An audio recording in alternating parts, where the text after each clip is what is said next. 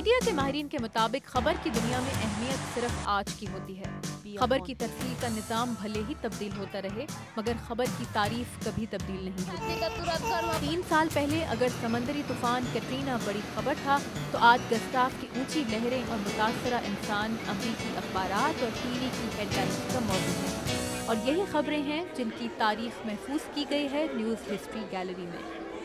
یہ نادر اور تاریخی دستاویز 1455 یعنی 5 صدیاں پہلے سے لے کر آج تک کی وہ کہانی سناتی ہیں جو انسان کی اس ضرورت کے متعلق ہے کہ وہ جاننا چاہتا ہے اور جو اس پر بیتی وہ لوگوں کو بتانا چاہتا ہے۔ ان آوازوں کی کہانی ہے جو لوگوں تک پہنچنا چاہتی ہیں، ان لوگوں اور مشینوں کی کہانی ہے جو آپ بیتی اور جگ بیتیاں آپ تک پہنچاتے ہیں، اور ان حالات کی کہانی ہے جن میں وہ ایسا کر پائے۔ کہتے ہیں کہ خبر کی کہانی انٹرنیٹ، ٹی وی اور اخبارات کے دور سے کہیں پرانی ہے۔ یہ وہ سادہ آلات ہیں جن کے ذریعے غاروں کے زمانے کا سیدھا سادھا انسان خبر سننے اور سنانے کا شوق پورا کرتا تھا۔ کبھی تصویریں، کبھی موتی، کبھی سیدھا سادہ ڈھول، اور کبھی ایلچی اور ہرکاروں کی مدد سے۔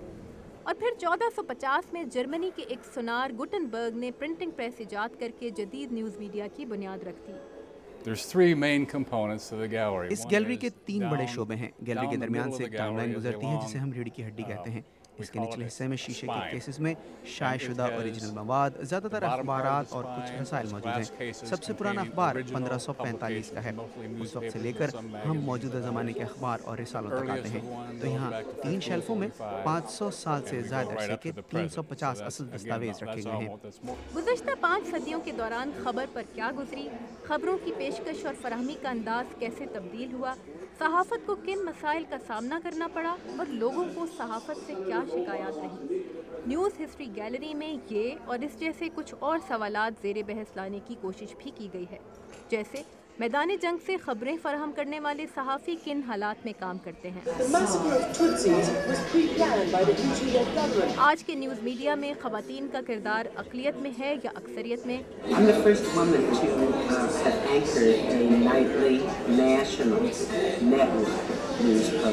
نیوز ہسٹری گیلری کے سینئر ایڈیٹر ڈان راس کہتے ہیں کہ صحافی کی پسند ناپسند اور ذاتی رائے کا اثر اس کے کام میں نظر تو آ سکتا ہے، مگر غیر جانبدار یا آبجیکٹو صحافت ایسا مقصد ہے جس کے حصول کی کوشش ضرور کی جاتی ہے۔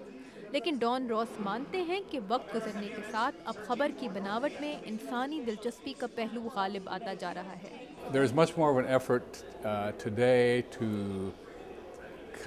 اگر آپ 60 کی دہائی کے اخبارات یا ٹی وی بلیٹنز دیکھیں تو خبر دینے کا انداز بالکل سادہ ہے، لیکن آج زیادہ کوشش یہ کی جاتی ہے کہ خبر کا انسانی پہلو اجاگر کیا جائے، جسے ہم اخبارات کی زبان میں اینیکڈوٹل لیڈ کہتے ہیں۔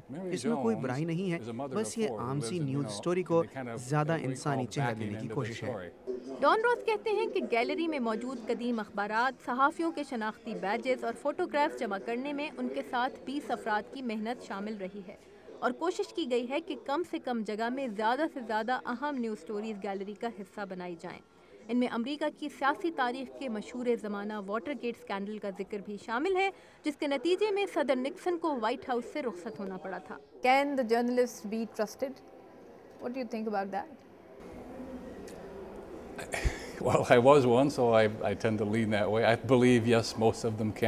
میں چونکہ خود ایک صحافی تھا اس لیے میرا یقین ہے کہ ہاں، صحافیوں پر اعتماد کیا جا سکتا ہے، گو کہ اس سلسلے میں کچھ ناقابل رشک مثالیں موجود ہیں۔